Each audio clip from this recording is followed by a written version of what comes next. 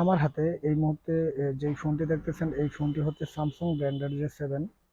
তো এই ফোনটিতে আমরা এখান থেকে যদি কন্ট্যাক্টে যাই, কন্ট্যাক্টে গেলে এখান থেকে নর্মালি একটি প্রবলেম হচ্ছে গিয়ে এখান থেকে ডায়াল প্যাডটি আমরা যে সময় এখান থেকে চালু করতে যাচ্ছি না কেন, এখান থেকে আমি আপনাদেরকে দেখাচ্ছি কোনোভাবে এখান থেকে চালু হচ্ছে না, এরকম প্রবলেম হয়।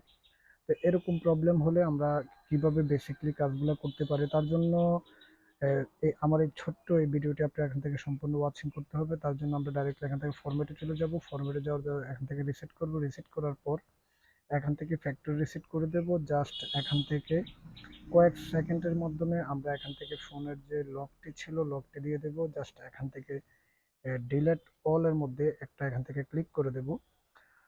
তো আমরা দেখব টোটালি এখান থেকে অল্প কিছুক্ষণের মাধ্যমে এখান থেকে টোটালি এখান থেকে ফোনটা কমপ্লিটলি হয়ে যাবে। তো এই ছিল ছোট্ট একটি ভিডিও, আশা করি আপনারা বুঝতে পেরেছেন। আপনারা যাদের